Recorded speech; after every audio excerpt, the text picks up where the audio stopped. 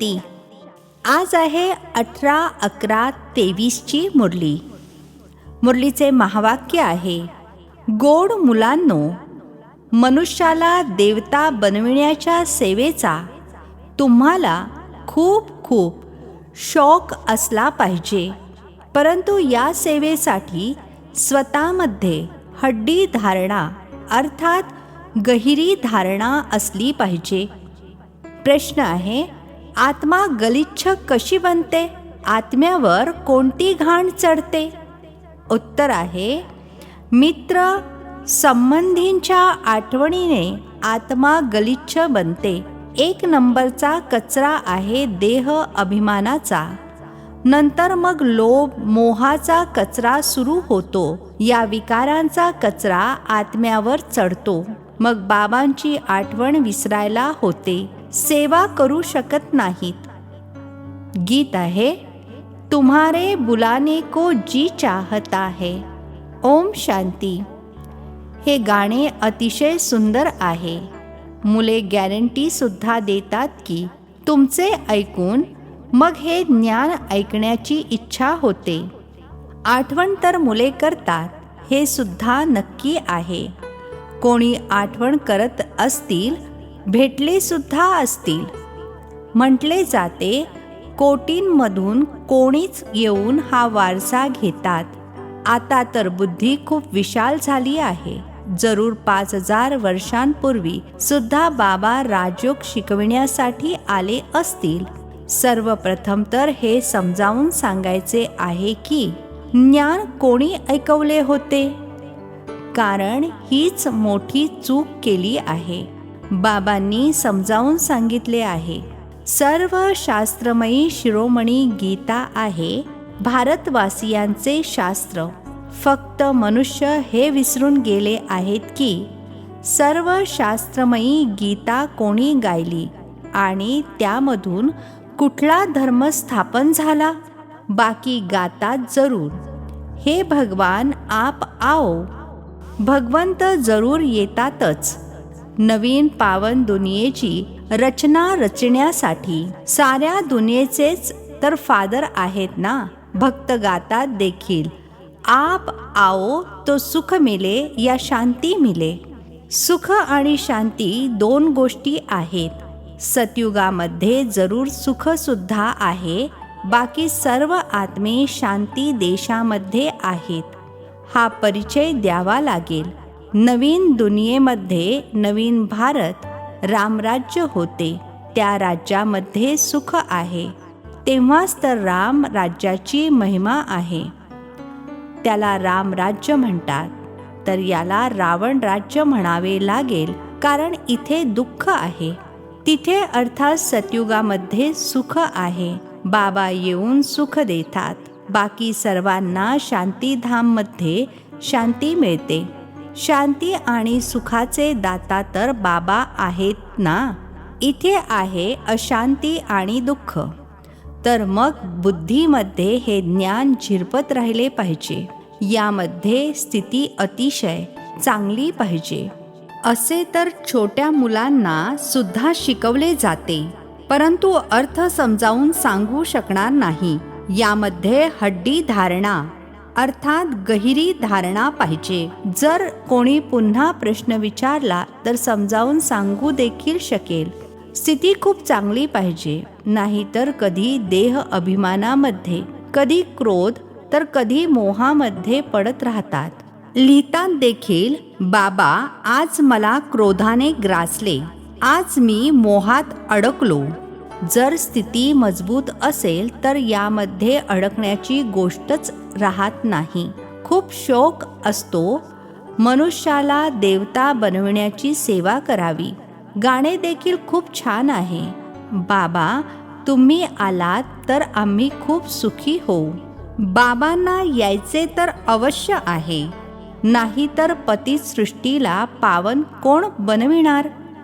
श्रीकृष्ण तर देहधारी आहे. श्रीकृष्णाचे किंवा ब्रह्मा विष्णू शंकराचे नाव घेऊ शकत नाही. गातात देखील पतित पावन आओ. तर त्यांना विचारले पाहिजे की हे तुम्ही कोणासाठी म्हटलेत? पतित पावन कोण आहेत आणि ते केव्हा येणार? ते पतित पावन आहेत. त्यांना बोलावत आहात तर जरूर ही पतित दुनिया आहे. पावन दुनिया सतयुगाला म्हटले जाते. पतित दुनियेला पावन कोण बनविणार? गीतेमध्ये सुद्धा आहे. खरोखर भगवंतानेच राजयोग शिकवला आणि या विकारांवर विजय प्राप्त केला. काम महाशत्रू आहे. विचारावे लागेल की हे कोणी म्हटले की मी राजयोग शिकवतो? काम महाशत्रू आहे. हे कोणी म्हटले की मी सर्वव्यापी आहे? कुठल्या शास्त्रामध्ये लिहिले आहे? पतित पावन कोणासाठी म्हटले जाते? पतित पावनी गंगा आहे काय की अजून कोणी आहे? गांधीजी सुद्धा म्हणत असत, पतित पावन आओ. गंगा तर कायमची आहेच, ती काही नवीन नाही आहे. गंगेला अविनाशी म्हणणार, बाकी फक्त तत्व तमोगुणी बनतात. त्यामुळे त्यांच्यामध्ये चंचलता येते, महापूर येतात, आपला मार्ग सोडून देतात. सतयुगामध्ये तर सर्व काही अतिशय नियमबद्धपणे चालते. पाऊस इत्यादी कधी कमी जास्त पडू शकत नाही. तिथे दुःखाची गोष्टच नाही. तर मग बुद्धीमध्ये हे राहिले पाहिजे की पतित पावन आमचे बाबाच आहेत. पतित पावनची जेव्हा आठवण करतात तेव्हा म्हणतात, हे ईश्वरा, हे बाबा. हे कोणी म्हटले? आत्म्याने. तुम्ही जाणता पतित पावन शिवबाबा आलेले आहेत. निराकार शब्द जरूर टाकायचा आहे, नाहीतर ईश्वर मग साकारला अर्थात ब्रह्माला समजतात. आत्मा पतित बनली आहे तर हे म्हणू शकत नाहीत की सर्वच ईश्वर आहेत. अहम ब्रह्मास्मी किंवा शिवोहम म्हणणे एकच गोष्ट आहे. परंतु या रचनेचे मालक तर एकच रचयिता आहेत. भले मनुष्य दुसरा कुठला लांब लचक अर्थ घेतील, आपली गोष्ट तर आहेच मुळी सेकंदाची. सेकंदामध्ये बाबांचा वारसा मिळतो. बाबांचा वारसा आहे स्वर्गाची राजाई. त्याला जीवनमुक्ती म्हटले जाते. हा आहे जीवनबंध. समजावून सांगितले पाहिजे.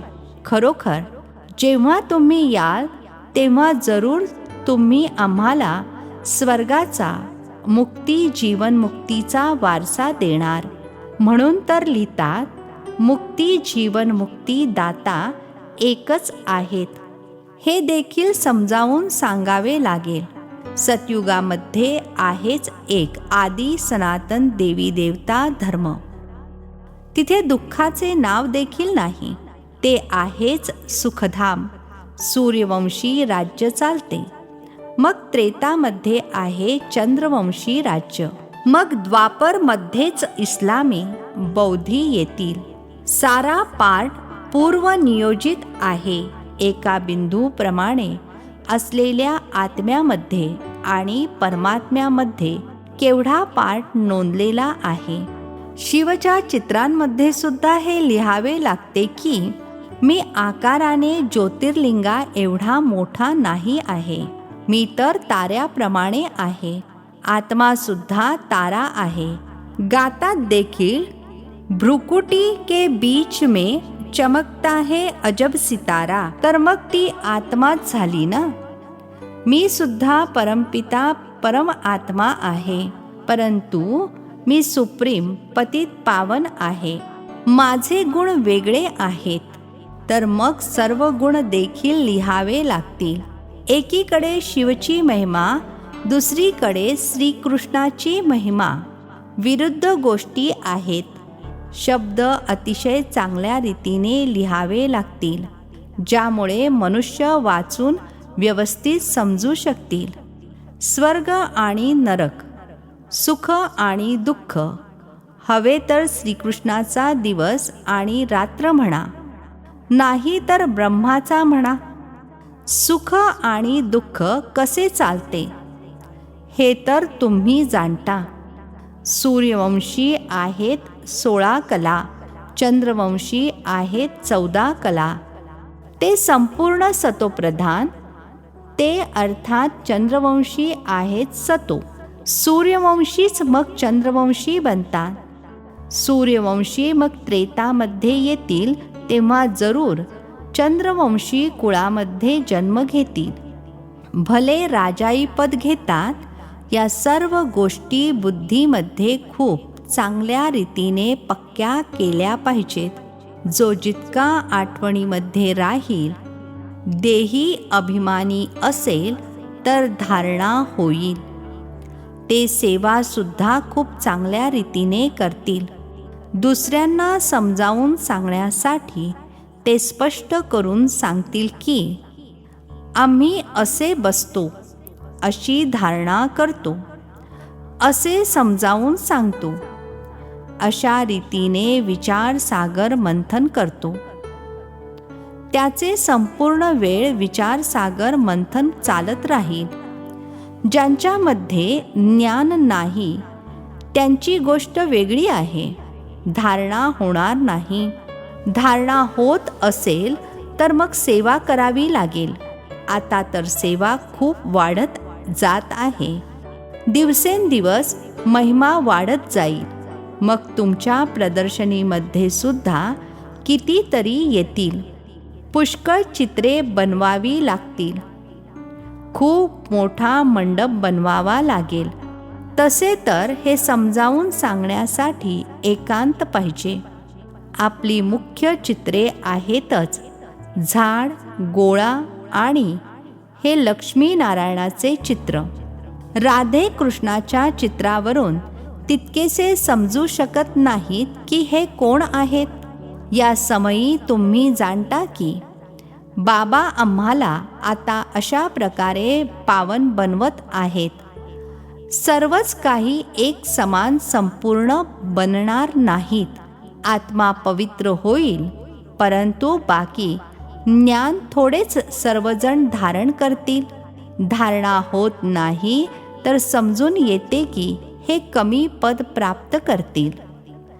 आता तुमची बुद्धी किती तीक्ष्ण झाली आहे. नंबरवार तर प्रत्येक क्लासमध्ये असतातच. कोणी हुशार तर कोणी ढिले, हे सुद्धा नंबरवार आहेत. जर कुठल्या चांगल्या व्यक्तीला एकदम 3ऱ्या ग्रेडवाला समजावून सांगणारा मिळाला तर ते समजतील इथे तर काहीच नाहीये. त्यामुळे प्रयत्न केला जातो की चांगल्या व्यक्तीला समजावून सांगणारा देखील चांगला असावा. सर्वच तर एकसारखे पास होणार नाहीत. बाबांकडे तर लिमिट आहे ना. कल्प या शिक्षणाचा सुद्धा निकाल लागतो. मुख्य 8 पास होतात, मग 100, नंतर आहेत 16,000 आणि मग प्रजा. त्यांच्यामध्ये सुद्धा श्रीमंत गरीब सर्व असतात. समजून येते यावेळेस हे कोणत्या पुरुषार्थामध्ये आहेत, कोणते पद प्राप्त करण्यालायक आहेत. टीचरला माहीत होते. टीचर्समध्ये देखील नंबरवार असतात. कोणी टीचर चांगला असेल तर सर्व खुश होतात की हे शिकवतात सुद्धा चांगले. स्नेह सुद्धा खूप छान देतात. छोट्या सेंटरला मोठे तर कोणीतरी मोठा टीचरच बनवेल ना. किती बुद्धीने काम करावे लागते. ज्ञानमार्गामध्ये अतिशय गोड बनायचे आहे. गोड तेव्हा बनाल जेव्हा गोड बाबांसोबत पूर्णपणे योग असेल आणि मग धारणा सुद्धा होईल. अशा गोड बाबांसोबत बहुतेकांचा योग नाहीये. समजतच नाहीत की गृहस्थ व्यवहारामध्ये राहत असताना बाबांसोबत पूर्णपणे योग लावायचा आहे. मायेची वादळे तर येतीलच. कोणाला जुन्या मित्रसंबंधींची आठवण येईल, कोणाला कशाची आठवण होत राहील, तर मित्र संबंधी आदींची आठवण आत्म्याला मलिन करून टाकते. कचरा अर्थात व्यर्थ पडल्यामुळे मग घाबरतात. यामध्ये घाबरायचे नाहीये. हे तर माया करणारच, कचरा पडणारच आपल्यावर. होळीमध्ये कचरा पडतो ना. आपण बाबांच्या आठवणीमध्ये राहिलो तर कचरा राहणार नाही. बाबांना विसरलो तर पहिला नंबर देह अभिमान रूपी कचरा पडेल.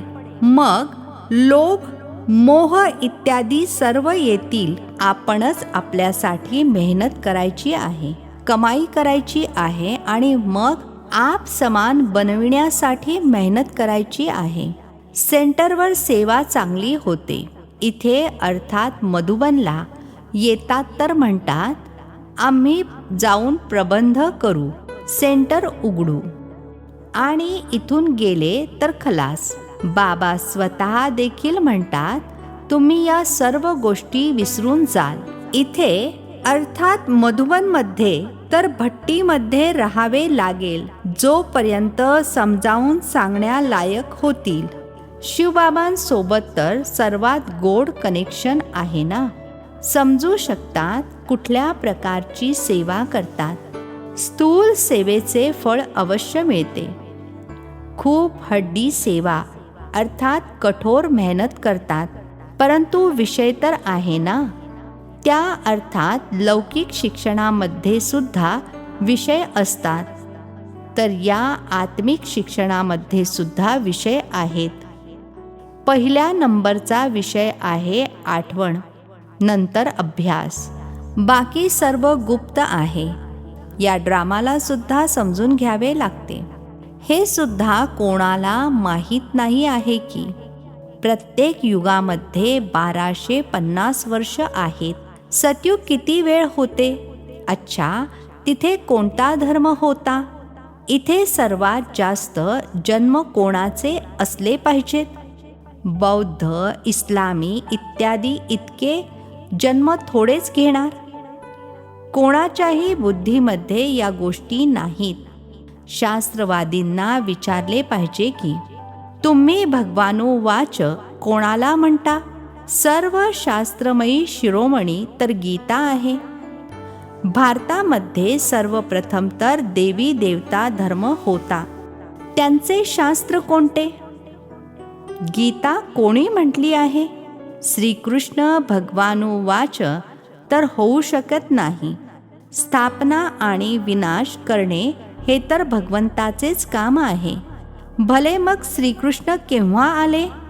आता कुठल्या रूपामध्ये आहेत? शिवबाबांच्या तुलनेत श्रीकृष्णाची महिमा जरूर लिहावी लागेल. शिव आहेत गीतेचे भगवान. त्यांच्याकडूनच श्रीकृष्णाला पदप्राप्त झाले. श्रीकृष्णाचे 84 जन्मसुद्धा दाखवतात. शेवटी मग ब्रह्माचे ॲडॉप्टेड चित्रसुद्धा दाखवावे लागेल. आपल्या बुद्धीमध्ये जशी काही 84 जन्मांची माळा पडलेली आहे, लक्ष्मीनारायणाचे सुद्धा 84 जन्म जरूर दाखवावे लागतील. रात्रीचे विचारसागर मंथन करून आणखी विचार करावा लागतो. सेकंदामध्ये जीवनमुक्ती मिळते. यासाठी आपण काय लिहावे? जीवनमुक्ती अर्थात स्वर्गात जाणे. ते तर जेव्हा बाबा स्वर्गाचे रचयिता येतील, त्यांची संतान बनू, तेव्हाच तर स्वर्गाचे मालक बनणार. सतयुग आहे पुण्य आत्म्यांची दुनिया. हे कलयुग आहे पाप आत्म्यांची दुनिया. ती आहे निर्विकारी दुनिया. तिथे माया रावणाचे राज्यच नाहीये.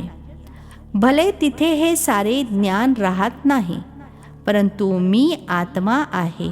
हे शरीर वृद्ध झाले आहे, याला आता सोडायचे आहे. हे विचार तर असतात. इथे तर आत्म्याचे देखील ज्ञान कोणाला नाही आहे. बाबांकडून जीवनमुक्तीचा वारसा मिळतो, तर मग आठवण देखील त्यांची केली पाहिजे ना. बाबा हुकूम करत आहेत, मन मना भव. गीतेमध्ये हे कोणी म्हटले की मन मना भव? माझी आठवण करा आणि विष्णुपुरीची आठवण करा. हे कोण म्हणू शकते? श्रीकृष्णाला तर पतित पावन म्हणू शकत नाही. 84 जन्मांचे रहस्य देखील थोडेच कोणी जाणतात, तर तुम्ही सर्वांना समजावून सांगितले पाहिजे. तुम्ही या गोष्टींना समजून घेऊन स्वतःचे आणि सर्वांचे कल्याण करा, तर तुम्हाला खूप मान मिळेल. निडर होऊन जिकडे तिकडे फिरत राहा. तुम्ही आहात अतिशय गुप्त. भले ड्रेस बदलून सेवा करा. चित्र सदैव स्वतःजवळ ठेवा. अच्छा, गोड गोड खूप वर्षांनंतर भेटलेल्या मुलांप्रती मातपिता बापदादांची प्रेमपूर्वक आठवण आणि सुप्रभात. आत्मिक पित्याचा आत्मिक मुलांना नमस्ते. आम्हा आत्मिक मुलांचाही आत्मिक पित्यांना नमस्ते. धारणेसाठी मुख्य सारांश आहे. पहिला पॉइंट आहे, गोड बाबांसोबत संपूर्ण योग लावून अति गोड आणि देही अभिमानी बनायचे आहे. विचारसागर मंथन करून सर्वप्रथम आपली धारणा करायची आहे आणि मग दुसऱ्यांना समजावून सांगायचे आहे. दुसरा पॉइंट आहे, आपली अवस्था मजबूत बनवायची आहे. निडर बनायचे आहे. मनुष्याला देवता बनविण्याच्या सेवेचा शौक ठेवायचा आहे. आजचे वरदान आहे, सदैव खुशीची खुराक खाणारे आणि खाऊ घालणारे खुशहाल खुशनसीब भव. सदैव खुशीची खुराक खाणारे आणि खाऊ घालणारे खुशहाल खुशनसीब भव. स्पष्टीकरण आहे, तुम्हा मुलांजवळ खरे खरे अविनाशी धन आहे. त्यामुळे सर्वात श्रीमंत तुम्ही आहात. भले सुकी भाकरी सुद्धा खात आहात, परंतु खुशीची खुराक त्या सुक्या भाकरीपेक्षाही जास्त आहे. त्यापुढे दुसरा कुठलाही खुराक नाही. सर्वात चांगला खुराक खाणारे, सुखाची भाकरी खाणारे तुम्ही आहात, म्हणून सदैव आनंदी आहात. तर असे खुशहाल अर्थात आनंदी रहा, जे दुसरे देखील पाहून आनंदित होतील. तेव्हा म्हणणार, खुश नसीब अर्थात नशीबवान आत्मे. स्लोगन आहे, नॉलेजफुल तो आहे ज्याचा एकही संकल्प अथवा बोल व्यर्थ जात नाही. नॉलेजफुल तो आहे ज्याचा एकही संकल्प अथवा बोल व्यर्थ जात नाही. अच्छा, ओम शांती. नवनवीन मराठी व्हिडिओज प्राप्त करण्यासाठी सबस्क्राईब करा मराठी गॉड रिपोर्ट चॅनलला.